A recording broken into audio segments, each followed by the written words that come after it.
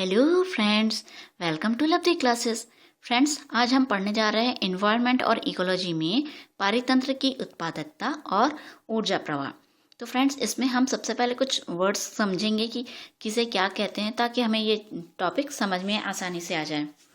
तो देखिए, खाद्य श्रृंखला के जिस स्तर पर जैविक समुदाय के द्वारा ऊर्जा का उपयोग और संचय होता है उसे पोषण स्तर या ट्रॉपिक लेवल कहते हैं। तो देखिए, जो ये खाद्य श्रृंखला है, खाद्य श्रृंखला में अब ये खाद्य श्रृंखला क्या होती है ये मैं आपको नेक्स्ट टॉपिक में पढ़ाऊंगी। नेक्स्ट वीडियो में आपको खाद्य श्रृंखला का डिटेल मिल जाएगा। तो खाद्य श्रृंखला में जिस स्तर पर जैविक समुदाय के द्वारा ऊर्जा का उपयोग और संचय होता है उसे हम क्या कहते हैं? पोषण स्तर कहते हैं। तो सीधे से एक वर्ड में याद करो, ऊर्जा का उपयोग और संचय जो होता है उससे क्या कहते हैं? पोषण स्तर। किसके द्वारा होता है? तो वो जैविक समुदाय के द्वारा होता है। यह क्रियात्मक स्तर को दर्शाता है। ये जो पोषण स्तर है ये क्या है? एक क्रियात्मक स्तर है। एक पारिस्थितिकी तंत्र में एक ही समय में कोई प्रजाति एक से अधिक पोषण स्तरों पर भी रह सकती है। देखिए, अलग अलग प्रजाति का पोषण स्तर जो है वो अलग अलग होता है, लेकिन कोई एक ही प्रजाति जैसे मनुष्य है जो कि सर्वाहारी है, इनका जो पोषण स्तर है वो कैसा हो सकता है? तो वो अलग अलग हो सकता है। ठीक है। किसी भी पारिस्थितिकी तंत्र में उत्पादक स्तर पर हरे पौधे सौर ऊर्जा के जिस अनुपात को जैव रासायनिक ऊर्जा में बदलते हैं उसे सकल प्राथमिक उत्पादन कहते हैं। तो देखिए, किसी भी पारिस्थितिकी तंत्र में क्या होता है कि जो हरे पेड़ पौधे होते हैं, जो सौर ऊर्जा से जिस अनुपात में वो कार्बन डाइऑक्साइड और ऑक्सीजन का जो कार्बन लेके जो भी वो ऊर्जा उत्पन्न करते हैं वो उसको क्या कहते हैं? जैव रासायनिक ऊर्जा में बदलते हैं। ठीक है। तो इसे क्या बोलते हैं? सकल प्राथमिक उत्पादकता कहते हैं। अब देखिए, आप आगे एक और वर्ड आने वाला है तो आपको यहाँ पे क्लियर होना चाहिए कि ये क्या है? सकल प्राथमिक उत्पादकता। यहाँ पर हरे पेड़ पौधे सूर्य ऊर्जा से लेके जो क्रिया करते हैं और उससे जो जैव रासायनिक ऊर्जा प्राप्त होती है उसे क्या कहते हैं? सकल प्राथमिक उत्पादन कहते हैं। नेक्स्ट देखिए, प्रत्येक पोषण स्तर पर ऊर्जा का एक छोटा अंश सामान्यतः 10%, इसे ध्यान रखिएगा, सामान्यतः 10% अगले स्तर के जीवधारियों को प्राप्त होता है। इसलिए सकल प्रथम उत्पादकता का वह अनुपात जो प्राथमिक उपभोक्ता के स्तर पर शाकाहारियों को प्राप्त हो जाता है उसे शुद्ध प्राथमिक उत्पादकता कहते हैं। अब देखिए, दूसरे शब्दों में कहे तो पौधों को अपनी उपापचयी जरूरतों के अतिरिक्त बची ऊर्जा जो उनके ऊतकों में संग्रहित रहती है शुद्ध प्राथमिक उत्पादकता कहलाती है। तो अब यहाँ पे देखिए, हमने इससे पहले क्या पढ़ा था? तो हमने पढ़ा था सकल प्राथमिक उत्पादकता। अब यहाँ हम क्या पढ़ रहे हैं? तो हम पढ़ रहे हैं इसमें शुद्ध प्राथमिक उत्पादकता। तो देखिए, जो 10% है अगले स्तर के जीवधारियों को प्राप्त होता है, इसे सकल प्रथम उत्पादकता कहते हैं। देखिए, सकल प्रथम उत्पादकता का वह अनुपात जो प्राथमिक उपभोक्ता के स्तर पर शाकाहारियों को प्राप्त होता है। देखिए, यहाँ पर जो हमने जब हम जैसे हम मनुष्य ही हैं, हम जब पेड़ पौधे से जो भी जैसे फल हुआ, सब्जी भाजी हुई, जो हम उससे खाते हैं तो उसमें से हमें जो ऊर्जा की प्राप्ति होती है वो क्या होती है? वो शुद्ध प्राथमिक उत्पादकता है, जो कि हमें कितना प्राप्त होती है? वो सकल, ये सामान्य 10%। तो सकल में से हमें सिर्फ कितना मिल पाता है? सामान्यतः 10%। इसे ही आप क्या कहेंगे? शुद्ध प्राथमिक उत्पादकता। पौधों की अपनी उपापचयी जरूरतों के अतिरिक्त बची ऊर्जा जो उनके ऊतकों में संग्रहित रहती है यही शुद्ध प्राथमिक उत्पादकता कहलाती है। दूसरे वर्ड में आप क्या कह सकते हैं कि जो पौधों के ऊतकों में ऊर्जा संग्रहित रहती है उसे क्या कहते हैं? शुद्ध प्राथमिक उत्पादकता कहते हैं। और इस बात का बिल्कुल ध्यान दीजिएगा, ये बार बार क्वेश्चन इस चीज का आता है। ये सकल प्राथमिक उत्पादकता का सामान्यतः 10% का।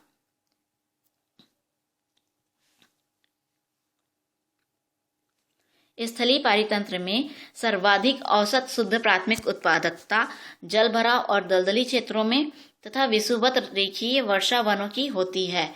तो आपसे अगर पूछ ले कि औसत शुद्ध प्राथमिकता कहाँ पर है, तो आप क्या बोलेंगे? जल भराव, दलदली क्षेत्र तथा विषुवत रेखीय वर्षा वनों की होती है। जलीय पारिस्थितिकी तंत्र में शैवाल क्षेत्र और प्रवाल तथा एस्चुरी की भी होती है। स्थलीय पारितंत्र में आप बोलेंगे तो कहाँ कहाँ पे होता है? जल भराव, दलदली क्षेत्र और विषुवत रेखीय वर्षा वन में। और यही अगर आपका जलीय पारिस्थितिकी तंत्र में बोले तो शैवाल क्षेत्र और प्रवाल तथा एस्चुरी में होती है। प्राथमिक उपभोक्ताओं अथवा उपघटकों द्वारा जिस दर से ऊर्जा का संचय और जैव भार का निर्माण होता है उसे क्या कहते हैं? तो उसे हम कहते हैं द्वितीय उत्पादकता कहते हैं।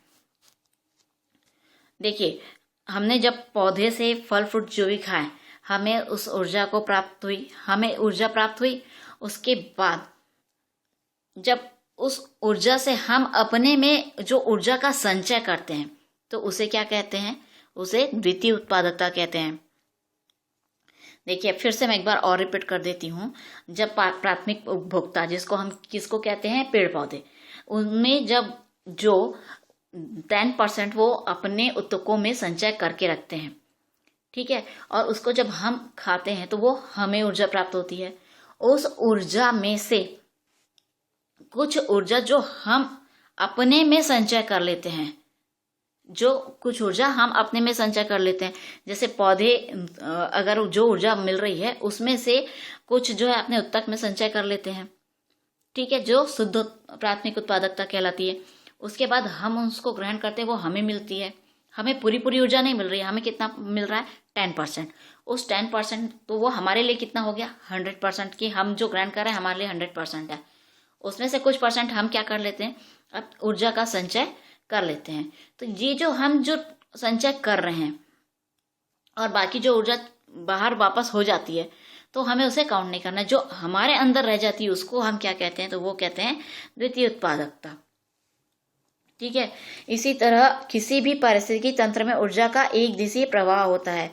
देखिए, ऊर्जा का प्रवाह जो है एक दिवसीय होता है। ये क्वेश्चन अधिकांशतः किसी भी कॉम्पिटिटिव एग्जाम में पूछता है, तो आप ध्यान रखना कि ऊर्जा का एक दिवसीय प्रवाह होता है जो हमेशा उत्पादकता से उपभोक्ता की ओर घटता जाता है, ठीक है। जैसे हमने पेड़ पौधे से लिया, उससे जो ऊर्जा कम हुई वो उससे हमने लिया, हम में से फिर थोड़ी ऊर्जा कम होती है, फिर हमसे कोई और लेगा, तो वो क्या हो रहा है? ऊर्जा घटती जा रही है।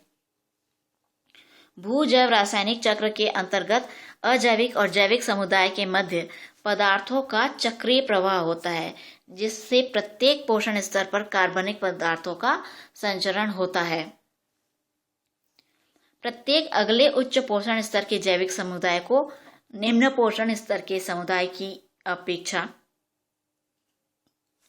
कम ऊर्जा की प्राप्ति होती है। जैसे मैंने बताया था आपको कि कैसे पेड़ पौधे से हमारे द्वारा, हमसे किसी और के द्वारा, मतलब या तो कहिए पेड़ पौधे से कोई शाकाहारी जानवर खा रहा है तो उसमें कुछ ऊर्जा आई, उस ऊर्जा को अगर शेर ने खाया तो उसमें थोड़ी और कम ऊर्जा आएगी।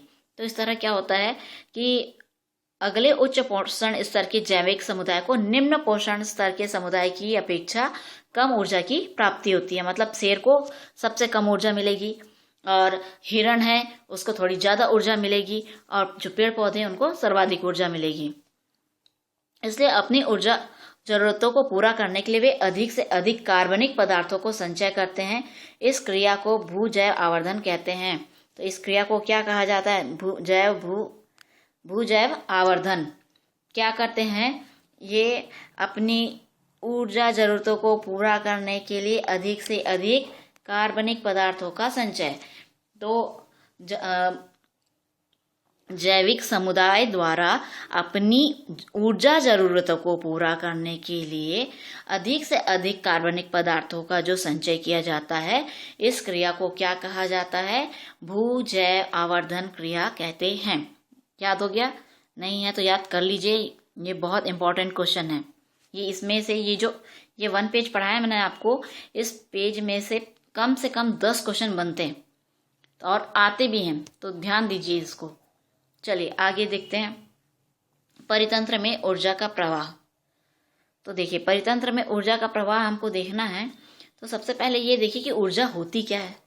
तो ऊर्जा क्या होती है?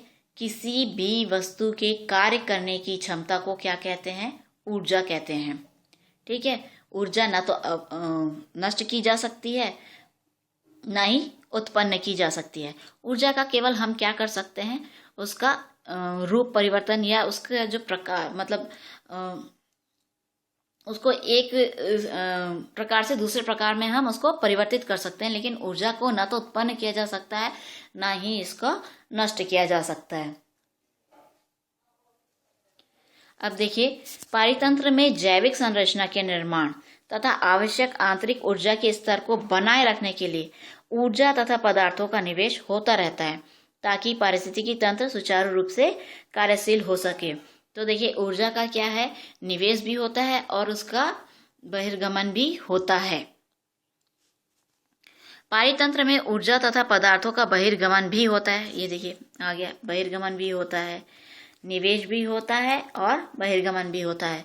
जब भी किसी पारितंत्र में पदार्थों तथा ऊर्जा के निवेश एवं बहिर्गमन में समता होती है, तो वह पारिस्थितिकी तंत्र क्या कहलाता है? समस्थिति में होता है। जब ऊर्जा का निवेश और बहिर्गमन बराबर में हो, मतलब समानता में हो, तो वो क्या होता है? समस्थिति में होता है। क्या समस्थिति में होता है? पारिस्थितिकी तंत्र समस्थिति में होता है।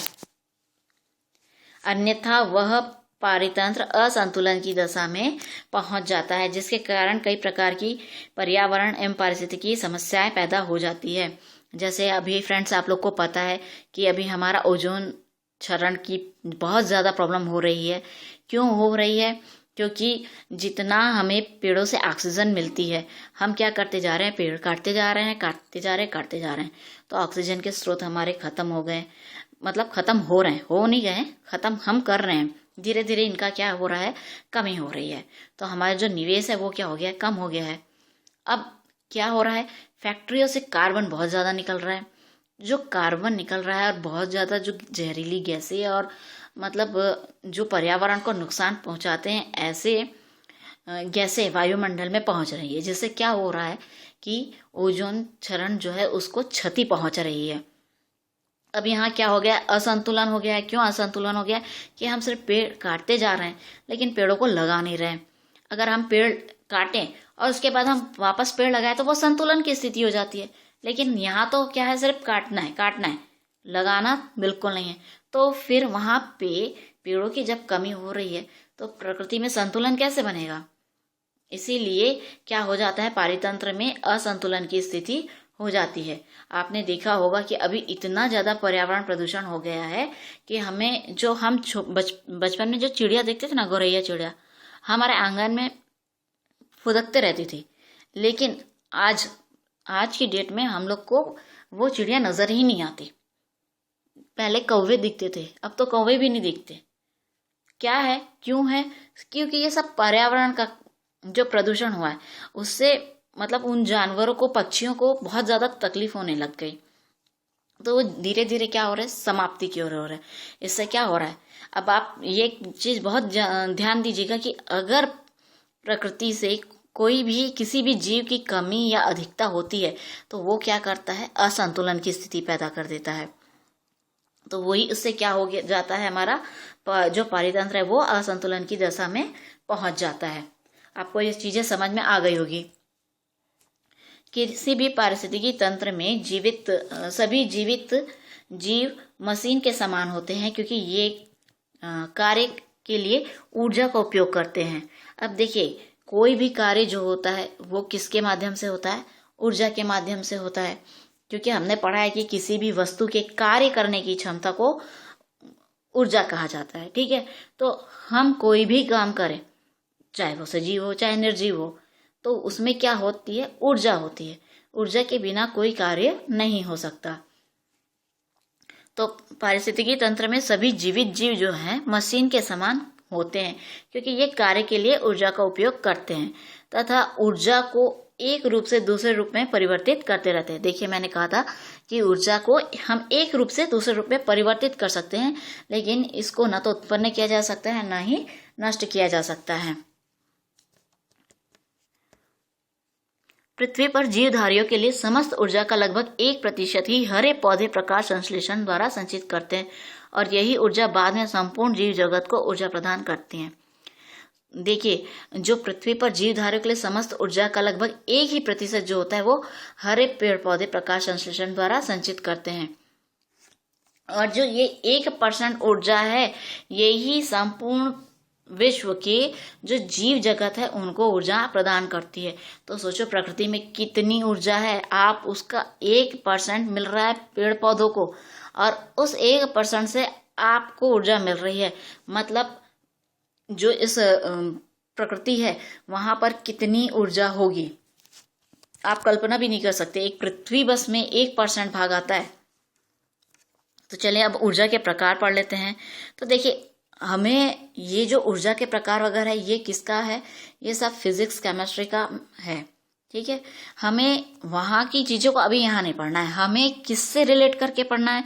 तो अभी हमें अपने इन्वायरमेंट और इकोलॉजी को जो हमारे रिलेटेड है हमें उसे ही पढ़ना है। तो मैं इसे आपको बहुत ज़्यादा डिटेल में नहीं पढ़ाऊँगी, आपको मैं इसमें वही पढ़ाऊँगी जो हमको हमारे इस सब्जेक्ट से रिलेटेड होगा। ठीक है, तो पहले देख लेते हैं। ऊर्जा मुख्य रूप से 4 प्रकार की होती है। यह है विकिरण ऊर्जा, ऊष्मा ऊर्जा, रासायनिक ऊर्जा और यांत्रिक ऊर्जा। और अगर आप देखें तो अगर साइंस की दृष्टि से देखें तो गुरुत्वीय ऊर्जा भी होती है। ठीक है, और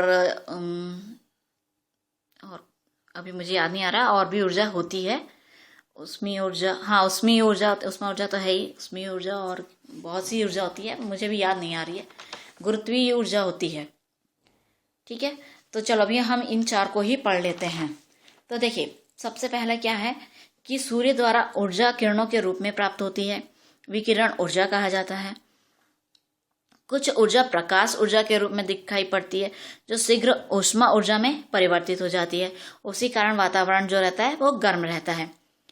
और हरे पौधे जो है विकिरण ऊर्जा को क्लोरोफिल की सहायता से CO2 व H2O मतलब कार्बन डाइऑक्साइड व पानी की उपस्थिति में रासायनिक ऊर्जा में परिवर्तित करते हैं।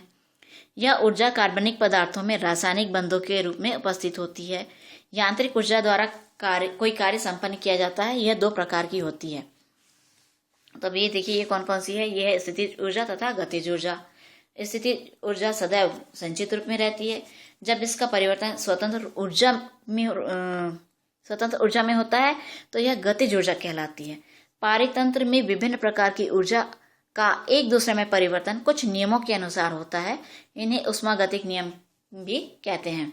अब देखिए फ्रेंड्स, आपको मैंने यहाँ बताई थी कि स्थितिज ऊर्जा और गतिज ऊर्जा। ठीक है, ये 2 प्रकार। अब यह मैं आपको सबसे पहले ही बताती हूँ कि ये जो मैंने मेन है तो उसमें से चीज़ बता देती हूँ ताकि आपको चीज़ें समझ में आए। स्थितिज ऊर्जा ये क्या होती है, जब कोई पदार्थ या वस्तु अपनी विराम अवस्था में होती है, अर्थात वो एक ही जगह पर स्थिर रहता है, तो उसकी ऊर्जा को स्थितिज ऊर्जा कहा जाता है। जैसे कि टेबल पर आपकी बुक पड़ी हुई है, तो बुक पड़ी हुई है तो वो क्यों रखी हुई पड़ी है कि उसमें स्थितिज ऊर्जा है। ठीक है, अब हम जैसे कोई डैम बनाते हैं, वहाँ पे हम क्या करते हैं, पानी का भराव करके उसे रख लेते हैं। तो वो जो पानी एक जगह ठहरा हुआ है वहाँ पर भी क्या हुआ है, वो स्थितिज ऊर्जा है। ठीक है, अब सेकंड पढ़िए गतिज ऊर्जा। गतिज ऊर्जा क्या होती है, तो वस्तु की गति के कारण उसमें गतिज ऊर्जा होती है। सीधा सा शब्द है ये, लेकिन अगर हमको साइंस की दृष्टि से बात करनी है या उसके हिसाब से परिभाषा देनी है तो वो कैसे देंगे कि जब कोई वस्तु अपनी विराम अवस्था में होती है और जब उसको गतिमान किया जाता है तो उसको गति देने के लिए बाहर से बल लगाया जाता है। जैसे कि आपकी टेबल पर बुक पड़ी है, ठीक है, और उस पर उसको गतिमान करना है, मतलब आप उसको उठा के एक जगह से दूसरी जगह रखना है, तो आप क्या करते हैं, बाहर से बल लगाते हैं। यह बल उसकी स्थितिज ऊर्जा के साथ मिलकर उसको गतिमान कर देता है, तो उस वस्तु की गतिज ऊर्जा कहलाती है। मतलब एक स्थान से दूसरे स्थान पर रखने पर क्या हो गई, वो गतिज ऊर्जा हो गई। अब देखिए एक और एग्जांपल ले लेते हैं कि जैसे ऊपर जैसे आपकी टेबल पे एक कोई पत्थर रखा हुआ है और आप उसको नीचे गिराना चाह रहे हैं, तो क्या है, पहले तो वो स्थितिज ऊर्जा में है, उसके बाद आपने उसको धकेला तो उसको क्या किया, बाहरी बल लगाया तो वो क्या हुआ, नीचे गिरने से उसको क्या मिल गई, गति प्राप्त हो गई। तो इसके नीचे गिरते हुए जो पत्थर जा रहा है उसमें क्या हो गई, गतिज ऊर्जा हो गई। ठीक है, अब समझ में आ गया होगा आपको। अब ये डिटेल में आपको क्यों बता रही हूँ, क्योंकि आपको ये पारितंत्र के संबंध में समझना है, इसलिए बता रही हूँ। अब ये दो स्थितिज और गतिज ऊर्जा हो गई। अब यांत्रिक ऊर्जा क्या होती है, कि जब स्थितिज ऊर्जा और गतिज ऊर्जा का योग होता है तो उसको हम क्या कहते हैं, यांत्रिक ऊर्जा कहते हैं। जैसे कि जब सीधी सी बात है कि जब स्थितिज ऊर्जा और गतिज ऊर्जा दोनों कार्य करते हैं तो क्या हो जाती है, वो यांत्रिक ऊर्जा हो जाती है। अब जैसे मैं बता रही हूँ, जैसे हाँ, किसी गेट पर कोई गेट बंद है और हम क्या करते हैं, अपने हाथों से उसको धकेलते हैं। ठीक है, तो क्या है, गेट अपनी स्थितिज ऊर्जा में है, मैंने उसको धकेलती हूँ तो क्या हो जाता है, स्थितिज और गतिज ऊर्जा दोनों का संगम हुआ तो क्या हो गया, ये यांत्रिक ऊर्जा हो गई। और इस यांत्रिक ऊर्जा के कारण क्या हो जाता है, गेट खुल जाता है। अब देखिए रासायनिक ऊर्जा क्या होती है।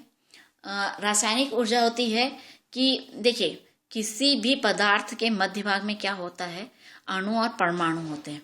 ठीक है, यह ऊर्जा जो होती है ना, उन सभी परमाणु और अणुओं की आपसी स्थिति के कारण उत्पन्न होती है।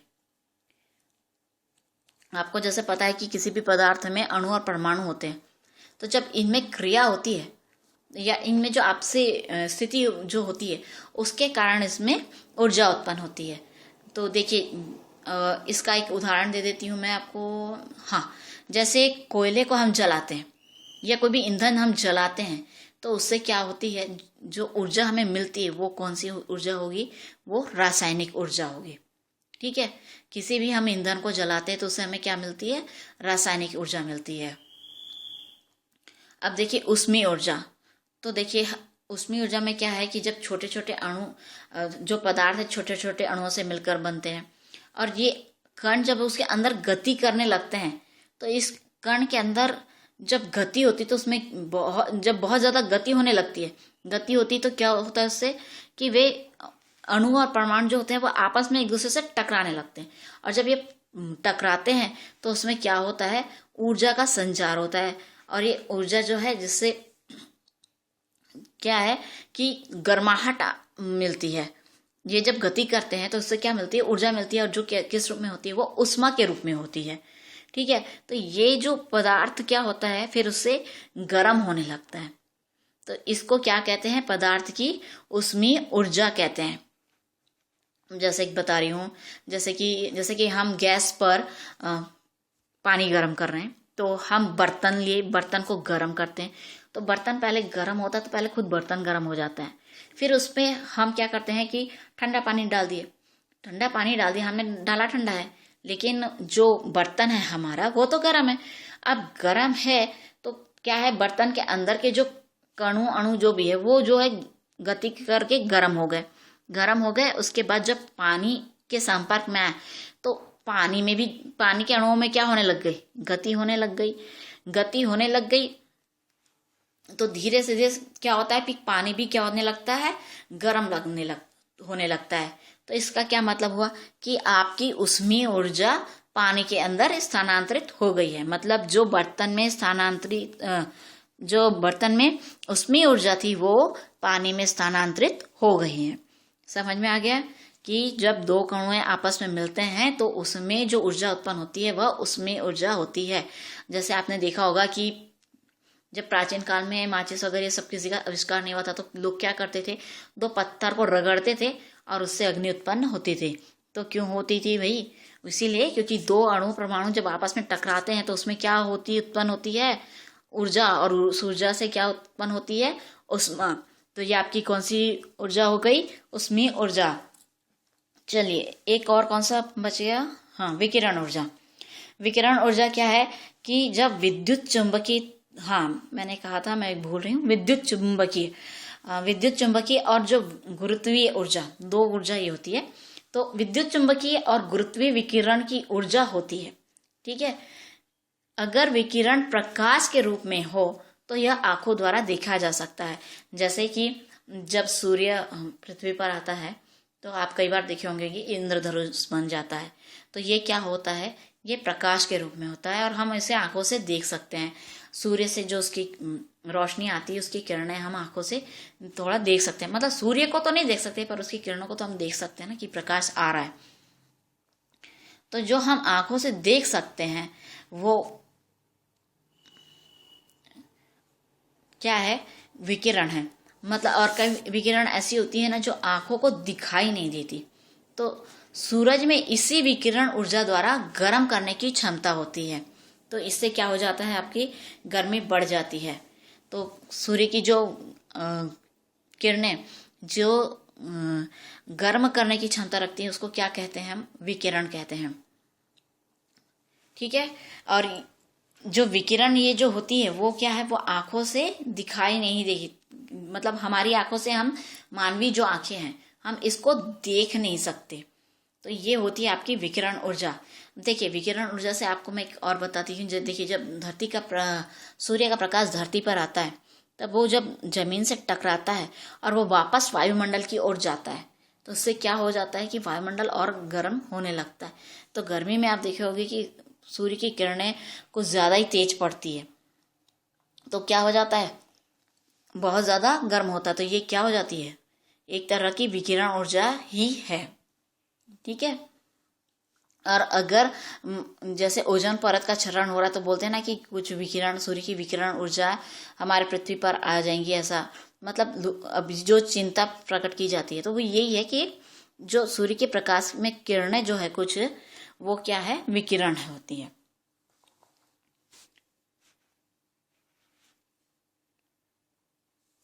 चलिए हम आगे पढ़ते हैं ऊष्मागतिक नियम। तो देखिए ऊष्मागतिक नियम फ्रेंड्स बहुत है, लेकिन मैं आपको सिर्फ यहाँ पे दो ही पढ़ा रही हूँ क्योंकि आपको इन दो पर ही अभी ध्यान देना है। पहला है ऊष्मागतिक नियम। प्रथम ऊष्मागतिक नियम। तो इसमें देखिए ऊर्जा ना तो उत्पन्न होती है ना ही नष्ट की जा सकती है। ये तो मैंने शुरू में ही आपको परिभाषा में बता दिया था। इसका विभिन्न रूपों में सिर्फ रूपांतरण किया जा सकता है, ये भी मैंने आपको बता ही दिया है, कोई विशेष बात नहीं है। पारितंत्र के संदर्भ में ऊर्जा का निवेश ऊर्जा के बहिर्गमन से संतुलित हो जाता है। तो ये मैंने बता दिया था कि इसमें क्या होती है? समस्थिति की स्थिति होती है। तो विशेष नहीं है कुछ याद करने लायक। जो मैंने आपको परिभाषा में बताया वही है कि न तो उत्पन्न की जा सकती है, न इसको नष्ट किया जा सकता है। बस ये एक रूप से दूसरे रूप में रूपांतरण होती है, ठीक है। और क्या है? ऊर्जा और निवेश, ऊर्जा का निवेश और बहिर्गमन संतुलित होता है पारितंत्र में। अब हम पढ़ते हैं द्वितीयक नियम। तो देखिए द्वितीयक नियम में क्या बोल रहा है कि ऊर्जा के रूपांतरण की क्रिया में कुछ ऊर्जा परिवर्तित रूप में परिप्रेक्षित अवस्था में विसरित होती है। पारितंत्र के संदर्भ में ऊर्जा के जिस भाग का विसरण होता है वह ऊष्मा के रूप में होता है तथा वह वायुमंडल में वापस चली जाती है। तो देखिए ऊष्मा का गतिक नियम दूसरा क्या है? देखिए हमको मेन पढ़ना है पारितंत्र के संदर्भ में। तो इसमें क्या है कि ऊर्जा के जिस भाग का विसरण, अब आप बोलेंगे कि विसरण वर्ड क्या है? तो विसरण क्या होता है? पदार्थ के अणुओं का परस्पर मिल जाना। तो जब पदार्थों का परस्पर मिल जाना होता है तो वो किस में होता है? ऊर्जा के रूप में। और ये क्या होता है कि वापस वायुमंडल में वापस चली जाती है। देखिए सूर्य की किरणें आती है, पृथ्वी से टकराती है और वापस वायुमंडल की ओर जाती है। तो ये क्या हो जाती है?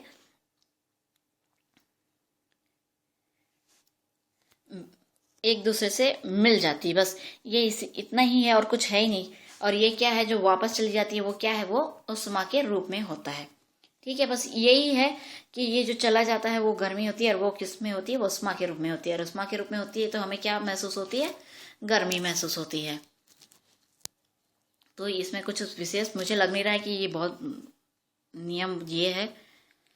अगर आपको सेकंड नहीं है, देखो फर्स्ट तो बहुत ईजी है, सेकंड अगर नहीं समझ में आया तो फिर से एक बार मैं आपको समझा दे रही हूँ कि पारितंत्र के संदर्भ में क्या होता है कि जो अणुओं का एक दूसरे से परस्पर मिलना होता है तो उसमें क्या होता है, ऊर्जा उत्पन्न होती है। तो ये ऊर्जा किस रूप में होती है, उष्मा के रूप में होती है। और ये क्या है, जब सूर्य की किरणें पृथ्वी पर आकर टकराती है और वापस जब ये क्या होती है, वायुमंडल में वापस चली जाती है, बस इससे ज़्यादा कोई नहीं है। और ये वायुमंडल में चली जाती है तो क्या होता है, तो इससे ये होता है कि हमारा वातावरण जो है वो गर्म हो जाता है। ठीक है, बस यही नियम है और कोई नियम नहीं है। आगे बढ़िए। प्रत्येक श्रेणी के जंतु एक पोषण तल का निर्माण करते हैं। प्रत्येक पोषण तल पर लगभग 90% ऊर्जा जैविक क्रियाओं में ऊष्मा के रूप में निकल जाती है। ये देखिए, मैंने आपको पढ़ाया था कि प्रत्येक श्रेणी के जंतु एक पोषण तल का निर्माण करते हैं। प्रत्येक पोषण तल पर लगभग 90% ऊर्जा जैविक क्रियाओं में ऊष्मा के रूप में निकल जाती है। और हमारे तक कितनी ऊर्जा संचित रहती है, वो है सिर्फ 10% रह जाती है।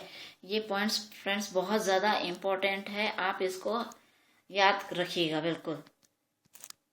ठीक है, आगे देखिए। यह ऊर्जा अगले पोषण तल तक पहुंचते पहुंचते ऊर्जा बहुत कम रह जाती है। इस तरह किसी भी पारिस्थितिकी तंत्र में ऊर्जा का एक दिशीय प्रवाह होता है। ये पीछे हम पढ़ चुके हैं कि ऊर्जा का प्रवाह कैसा होता है, तो ये एक दिशीय होता है। हमेशा उत्पादक से उपभोक्ता, ये भी पढ़ चुके हैं, क्रमशः घटता जाता है। इस प्रकार पृथ्वी के पारितंत्र में ऊर्जा का प्रवाह सूर्य से पौधे, पौधे से क्रमशः प्रथम, द्वितीय तथा तृतीय उपभोक्ता व उच्च श्रेणी के उपभोक्ता जंतुओं में तथा इनमें अपघटकों में होता है।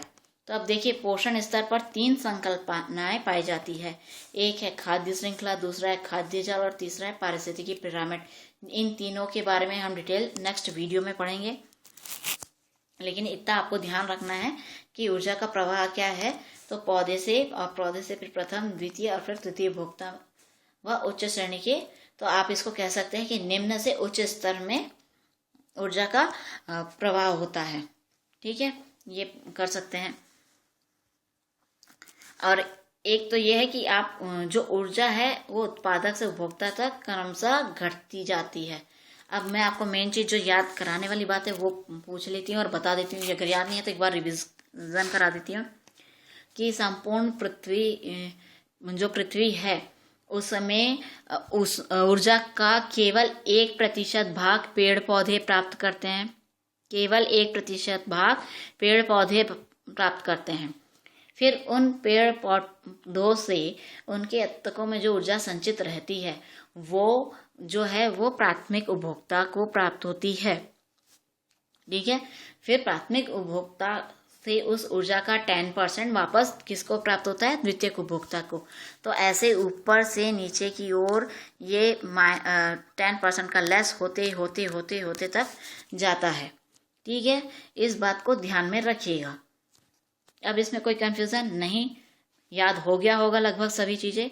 अगर आपको मेरा चैनल पसंद आ रहा है तो इसे लाइक कीजिए, सब्सक्राइब कीजिए और शेयर कीजिए।